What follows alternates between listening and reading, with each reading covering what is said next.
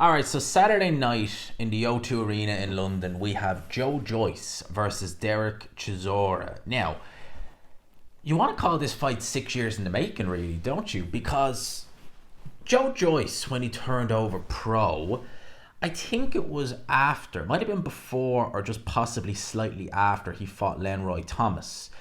Yeah, I think it was actually just before that fight. I think he just knocked out that Donny Palmer guy. That was on day of that fight. Donny Palmer was about 6'10". He was nearly 7 foot tall. I think he was a teacher. 301 pounds. I remember that fight very well. And I remember Joyce in that fight. He was trained. I think he was trained by Ishmael Salah for that fight, if I'm not mistaken. I think it was him. And it was weird seeing Joyce box on the back foot like that. It was actually strange. Like he did the moving and then the counter punching. It was weird. I've not really seen him box like that before. He beat that guy, and then there was a lot of talk at the time of Joyce versus Derek Chisora. Now, at the time, Chisora was kind of seeing something similar to how he is now. A bit more fresh back then than he is now. But you kind of looked at him and you thought, okay, he just come off the back of a loss to Caballel. I think he'd had a fight or two fights maybe on a Matchroom show, a smallish kind of fights, just kind of time filler fights, something like that, wasn't major. And you kind of thought, okay, there's talk of him getting six figures for this fight back in 2018. And you thought, really, where else is he going to go? Took a risk for Carlos Takam on the Joshua Parker show, or not Joshua Parker's show, sorry, the White Parker show. Great fight, tremendous fight. Ended up getting the Dylan White fight off the back of that. Had a reasonably good 2019 off the back of that. Ended up landing a new sec fight. And then two fights with Joseph Parker. So Chisora has a way of just picking his fights very carefully. Even though he's not picking easy fights, by no stretch of the imagination. But he's maximising revenue. He's taking risks. And look, I know he's got 13 losses. So not a particularly amazing record in terms of losses. But you look at the guys who've beaten him, even the guys like Adja Caballel, at the time I kind of thought, I wasn't doing videos at the time, but at the time I kind of thought, like, this Caballel guy wasn't a great fight. Chisora didn't really look himself. He looked very kind of just, like, not like he didn't want to be there, but like there was no motivation for him there. That was in 2017, right, a long time ago. Caballel, the run he's been on, actually makes that. But think of it like this. Caballel has gone in there and stopped two heavyweight contenders in Frank Sanchez and Arslanbek Makhmudov back to back. Derek Chisora, it was a majority decision. He didn't have a say in winning the fight. You couldn't really give Chisora the fight, but he did do a lot better than, again, guys like Frank Sanchez and Arslanbek Makhmudov did. So those losses, he's lost the good guys. Alexander Usyk, Joseph Parker twice. He avenged the Kubrat Pulev loss. He's lost to Vitaly Klitschko, to David Haye, to Dylan White. That Hellenius loss shouldn't have been a loss 3 times to Tyson Fury. It's not like he's going in there and being handled with ease again by journeyman or anything like that. So Chisora, although I think at this point in his career, I think he probably should bow out. But it is his career at the end of the day. In terms of Joyce, obviously in 2018, they were trying to move him along fast because he turned pro in his early-ish 30s. I think he was 32, 33 thereabouts, 32-ish thereabouts. They were trying to move him along fast. He ultimately, well, kind of the highlight of his career was knocking out Joseph Parker 2 years ago in Manchester. He became WBO interim champion, which seems to be a cursed title now, to be honest, because anyone who seems to win it seems to lose pretty much immediately. Joyce lost to Zhilei Zhang. Zhilei Zhang became interim champion, loses to Joseph Parker. Joseph Parker hasn't fought since that fight, so God only knows what's going to happen to him next fight. But Joyce, after that Joe Parker win, yeah, he was riding the crest of a wave. He'd done better than both Anthony Joshua and Dylan White did against Joseph Parker. Knocked Joseph Parker out, which neither of those guys were able to do. Anthony Joshua was never even able to drop Joseph Parker in their fight. So a lot was expected of Joyce. He was mandatory challenger for Alexander Usyk. And I remember at the time when they announced the first Zhilei Zhang fight was in the Copper Box. I was kind of like, okay, I'm happy, don't get me wrong, it's a good fight. And both fights turned out to be good fights, but I was kind of like, that's very risky if you have a guaranteed world title fight coming up.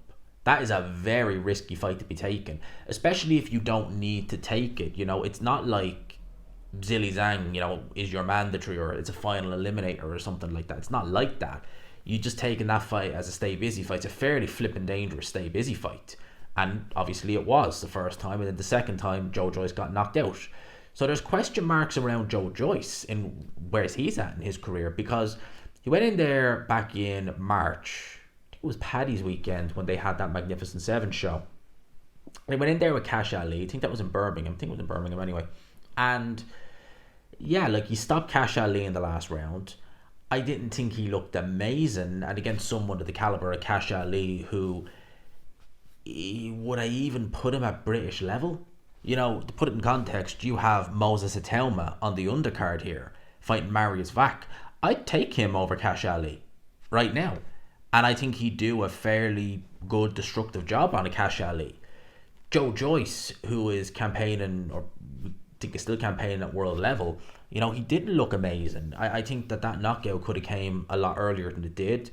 And you do have some question marks there. Joe Joyce, throughout the course of his career was kind of based on him having this iron chin, you know, having the best chin in the heavyweight division. And I think it's fair to say Filip Hrgovic probably has a better chin than Joe Joyce, because he took plenty of shots from Zhilei Zhang, took plenty of shots from Daniel Dubois, never went down. Joe Joyce was hurt in the first fight by Zhilei Zhang, and obviously he was knocked out by a big right hook. Right hook knocked out Deontay Wilder as well in their second fight. So there is question marks there about Joe Joyce. And he's not really, like, obviously Cash Ali is not the biggest puncher in the world. Derek Chisora, if you were talking about a peak Derek Chisora, or even Derek Chisora of a few years ago, the Chisora who fought Alexander Usyk, many would say, and to be honest with you, I could agree with them, to be honest with you, that he gave Alexander Usyk at heavyweight his hardest fight. And certainly early on in the fight, he was making, like, Alexander Usyk had a kind of look of, whoa, what's going on here, in his face, because of how much pressure Chisora was putting on him, how physical he was. You know, Chisora, when he fought David Price back in 2019, that was on the undercard of Josh Taylor versus Regis Prograis. David Price retired after that fight. And Price, he had seen better days, it's true. But the way Chisora was able to just swing these shots, and just loop these shots, and just be on David Price, just like White is to Rice, that was impressive. And that kind of style against someone like Joe Joyce, I'm not saying it would necessarily equate to a victory, but it will be an interesting watch. And Joe Joyce he's not Pernell Whitaker in there. He's easy to be hit. In fact, he's quite open to being hit, Joe Joyce.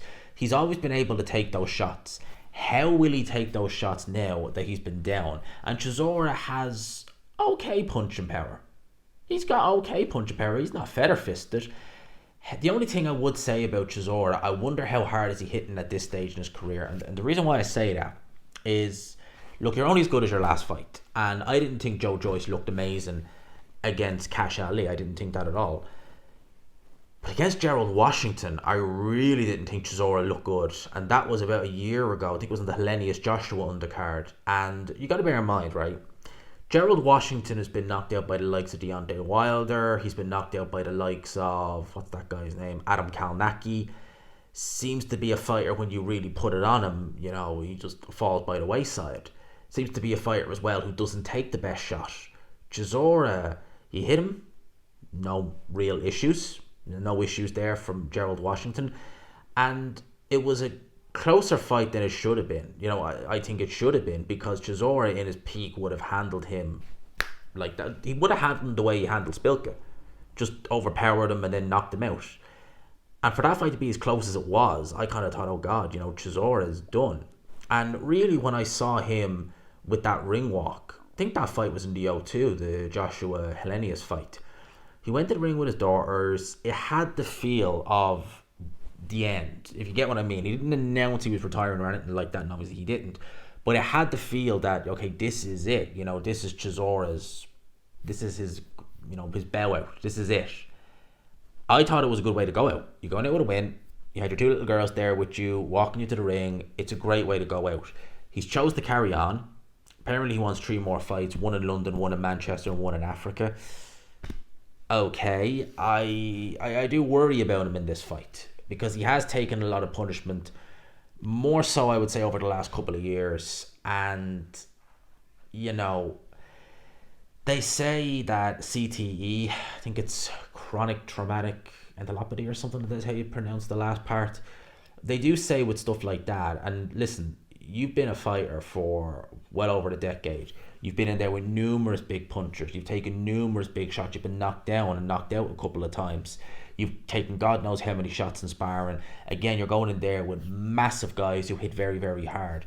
They say that like the signs and the issues you don't really start to kind of notice it until a bit later on in life. Derek Chisora is only 40 years old, which is bizarre because it seems like he's been around for ages. It really does. But he is only 40 years old, and I do worry. I do worry about him going to this, I'm not going to lie. If you were talking about, again, the Chisora of old, I think this would be a really, really good fight. I still think it might actually be a pretty good scrap. But again, you're only as good as your last performance. And while it wasn't good for Joe Joyce against Cash Ali, certainly not in my opinion, it was still a damn side better than Chisora's was against Gerald Washington. Definitely better. And yeah, it has me worried. Joe Joyce, again, against Cash Ali, he didn't look amazing. I think that, there is improvements to be made. Will he make them? Is he too long in the tooth? That's a very, very good question. But certainly against Cash Ali, from what I saw there, he's not going to trouble any guys at world level anytime soon. However, Chisora's not at world level. And this version of Chisora, enough to beat him. The question is does Joe Joyce have the sting in his shots, have the weight in his shots to be able to drop and stop Chisora? I'd say he probably does. In fact, I'd say he definitely does. I just hope we have a referee who, when he realises enough's enough, waves it off. Because against Tyson Fury in the trilogy fight, who was the referee in that fight? Was it Phil Edwards? Or was it Steve Gray? I can't remember who the referee was in that fight, but they should have known. Victor Loughlin, I think it was. They should have known, just stop the fight. He's not in it. He's taking a beating. Just end the fight. And I hope, for Chisora's sake, we have that this Saturday. I predict Joe Joyce to win this fight. Is it a 12 rounder or is it a 10 rounder? Actually, it is a 12 rounder.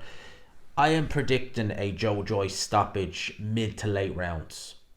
I think we're going to get a stoppage probably between round 7 to round 10. I reckon in around that kind of time frame is when we'll get a Joe Joyce stoppage. It might be a clean stoppage. It might be a corner retirement. It might be a referee jumping in. But I'm going with Joe Joyce to win this fight via stoppage. I think he's just going to wear Derek Chisora down. I think Chisora's going to be coming at him. I don't think there's going to be much on the way of shots from Derek Chisora. I don't think he'll be able to maintain any kind of decent pace. He might, early on in this fight, Chisora come out and he might be able to do something. You might actually give him a few rounds. He might actually be able to, get up close, land a few. Because Joe Joyce, he's not fast. He's not the quickest heavyweight you'll ever see. So Chisora might be able to do something early on. He might be able to get up close to Joe Joyce. He might be able to let some overhand rights go. But as soon as, and it could be early, as soon as Joe Joyce kind of, starts to read some of the kind of signs that Chisora is doing, and when Chisora slows down, simple as. Once that happens, you kind of know what's going to happen. That's it. The writing's going to be on the wall, and I expect Joe Joyce is just going to light Chisora up. And again, it's just a case of, does he hit hard enough to drop and stop him? I think he does. Or will we have a good referee in a good corner who will say, it's not your night? I think that's genuinely how it's going to be. I really do. I think that's genuinely how it's going to be. I like Derek Chisora. I've always liked him. I always enjoyed watching him. And as much as I love boxing, I'm not going to pretend that boxing is civilized, if you want to use that word. It's brutal. It is. Head's not meant to be hit, and a lot of these guys take a few too many. And I just hope for Chisora he hasn't gone to the point where, not now, but maybe in 5-10 years we'll see some signs of lasting damage. I hope for his sake that doesn't happen, because I like Chisora, I really do. But yeah, this could be a good fight, but it could be a difficult watch at the same time. Let me know your thoughts in the comment section below. I'll have to preview this card because it's actually a really, really good little card. It really is. But yeah, that's my thoughts on that. Let me know yours in the comment section below.